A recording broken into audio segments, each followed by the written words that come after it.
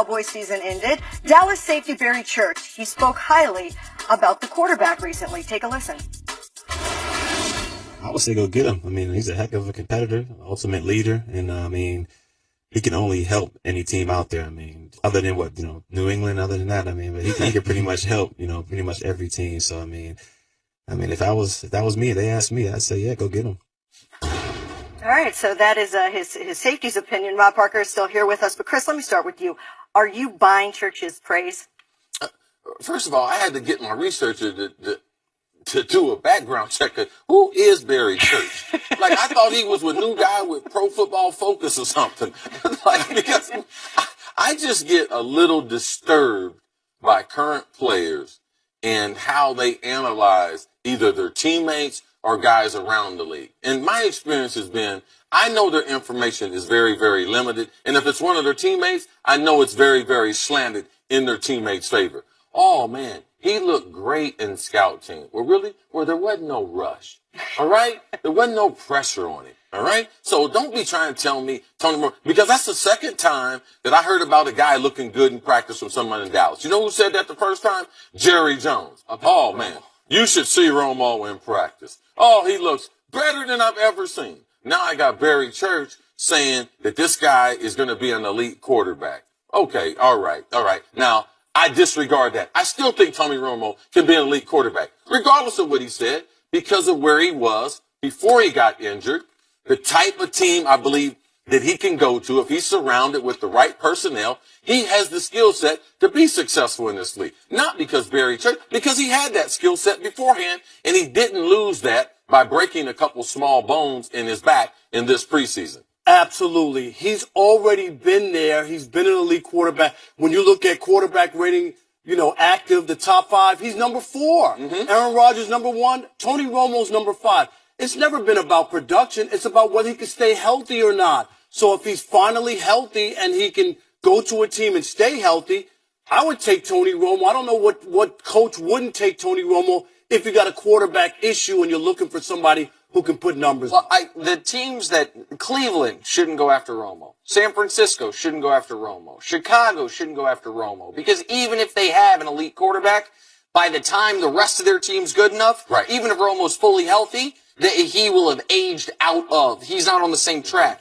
But there are, to me, 2 teams in particular that are crazy if they are not calling the Dallas Cowboys every day. And that's the Denver Broncos and the Houston Texans. Yes. What about the New York Jets? I don't think the Jets are in that maybe that next tier. But I think the Jets, when you look at that team, and people thought they had such terrible quarterback play, the defense isn't that bad. They had some games they could have won. I think the Jets are in that mix. Maybe they're not going to win the championship, but you had a Tony Romo there for a year or two. I think to your Jets point, let's go back to the 2015 season that Fitzpatrick had. Now, if they were able to duplicate that type of productivity, now Fitz wasn't there this offseason, contract dispute, they weren't going to sign him, but they got forced to sign him. So I believe that the Jets are a viable opportunity for Tony Romo getting back to elite status. You have to see Elway trying to do it again. He said, I did it with Peyton. Bringing in another guy with that kind of defense could be very good for the Denver Broncos. All right, Rob. All right. Thanks a lot. Guys. Like the purple, by the way. Absolutely. Detroit's fine. There you go.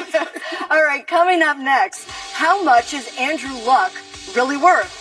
Colin Cowherd, he's back and joins the Opens. Last June, Andrew Luck signed a 6-year contract for $140 million with $87 million guaranteed. We're joined now by Colin Cowherd. Welcome back from vacation. Thank you. Mexico? 2 whole days. Yeah. Back on the treadmill. Sweating out the margaritas at this point. All right, let's say that Andrew Luck was a free agent today. How much would you pay for him today on the open market? As much as I could pay, and I would just pay whatever I had to pay. There's 2 quarterbacks in this league that have taken bad rosters to a conference championship. Aaron Rodgers this year, between the roster and the injuries, had not a very good roster. And Andrew Luck a couple years ago got beat by Tom Brady. Now, both those rosters were eventually unveiled by Atlanta and New England, but nobody else in this league has proven to me they can take a bad roster to a conference championship. I don't need you to win a Super Bowl. Dan Marino didn't win a Super Bowl. Can you take junk way up the ladder? Yes. Now, again, the other thing is, what else is out there? Are my options Mitch Trubisky? Yeah, that's always a question. I've said this before, I would pay Kirk Cousins a lot of money. Right. I would pay Ryan Tannehill reasonable money. So in these Romos and these Matt Ryans where people go, well, where are the big wins? Well, the alternative is Cleveland. But you've made a point a lot of times, I think it's a smart point, that the Colts infrastructure is terrible, right? The GM was clueless. The coach probably not great.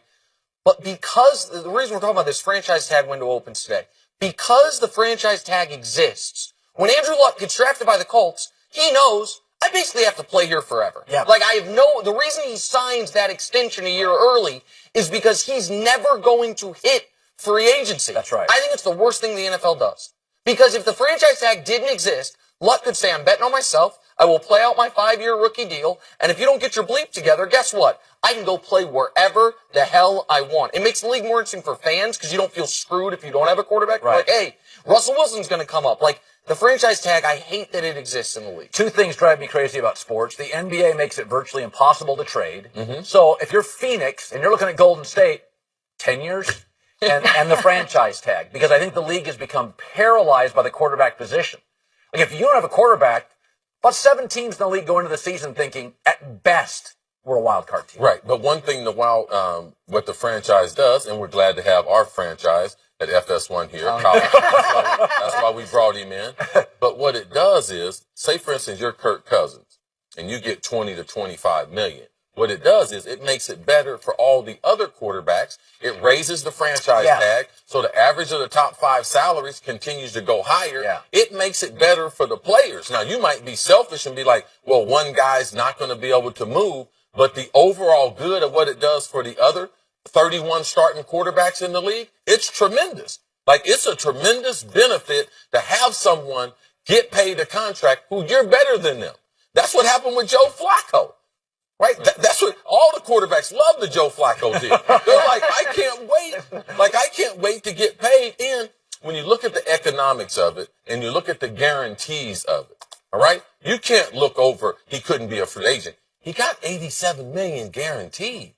Like, that's a tremendous amount of money, guys. He got a good deal already. And that's the way that you catch up with the other sports. Like, we're never going to be like hockey, baseball, or the NBA because the roster's too big. We almost have the same number of players in the NBA, in NFL, that we have in hockey, baseball, and basketball combined. It's just a couple hundred less players. Yeah. So trying to have the same type of dynamics is impossible. It's an imperfect system, but it really works, and it really works for the other quarterbacks. Yes, I think everybody looked at Joe Flacco, every quarterback, and said, I can have a 52% completion percentage in the regular season and get $126 million. I'm in.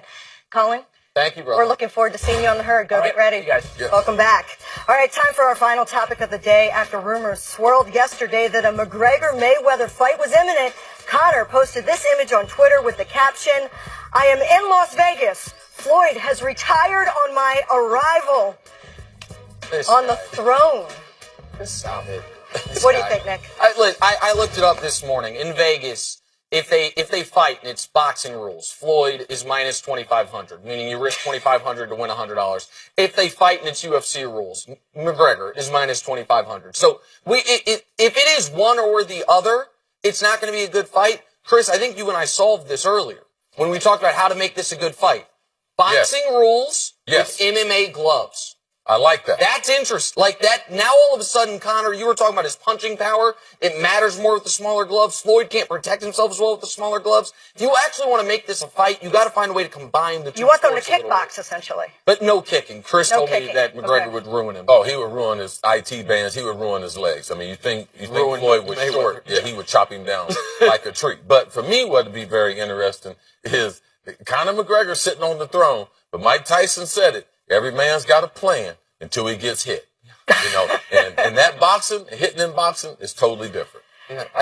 And Floyd ain't scared of Connor. Like that's a fun tweet. Floyd, if they're gonna actually box, He's Floyd's not afraid to scared of boxing. Connor. Correct. He's not afraid. Either, of I would like to see it whether it's boxing or MMA. Yes. No, we All right, wanna guys, see it's been fun. That'll do it for us. We'll be back tomorrow morning.